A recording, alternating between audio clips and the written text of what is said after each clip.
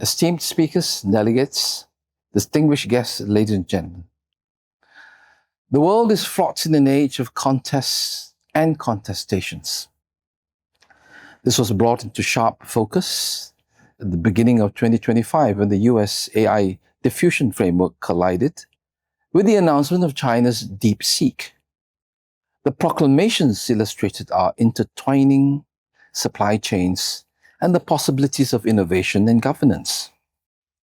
Now, before going further, let's remind ourselves that the AI diffusion framework was intended to guide effective strategies for harnessing AI's potential while mitigating risks and ensuring equitable access to its benefits. And here we could be accused of invoking the China bogey. But the fact is that the US diffusion framework ran straight into the headwinds of the competitive landscape presented by China.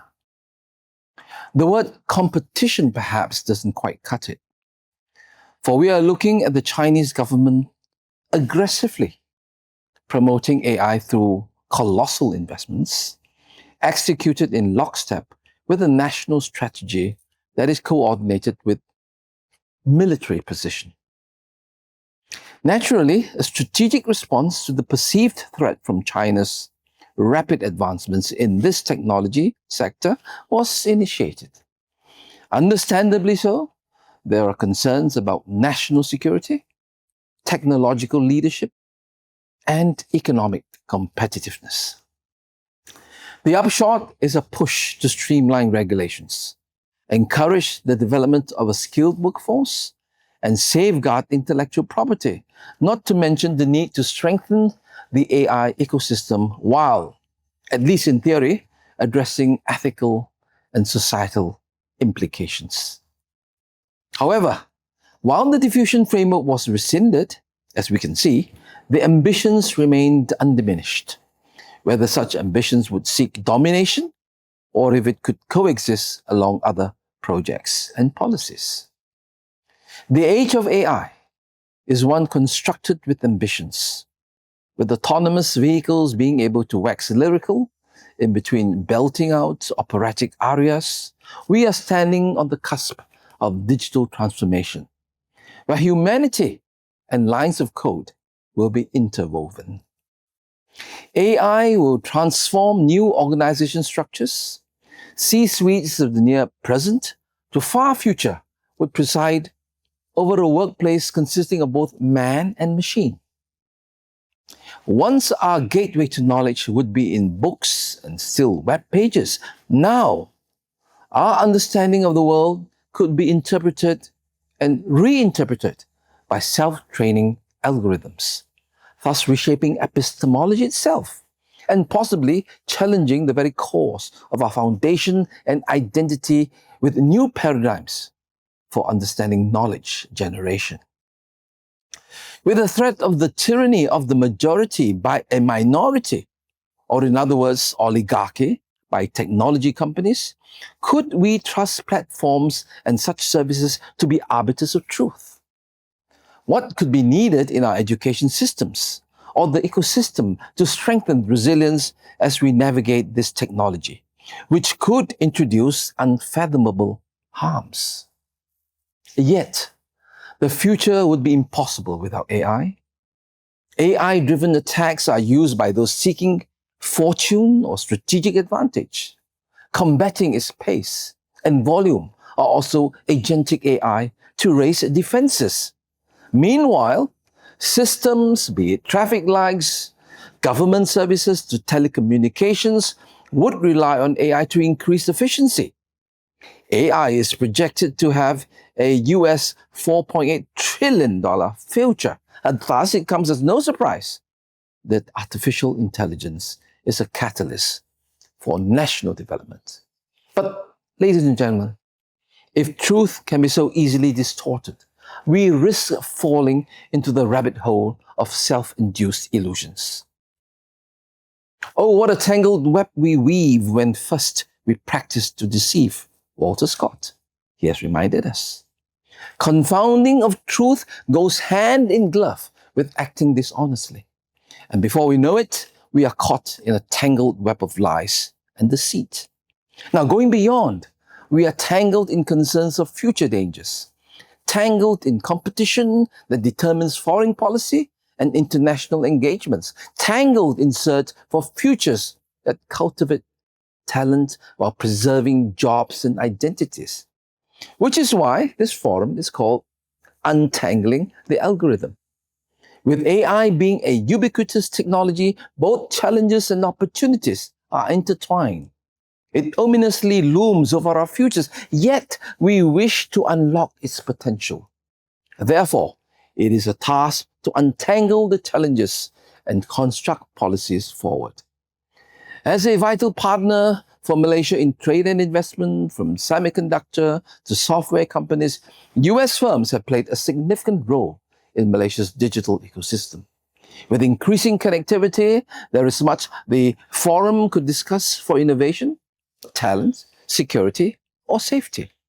It is on that note that I welcome you to this forum that seeks to untangle the algorithm and explore cross-border collaboration and security issues with AI.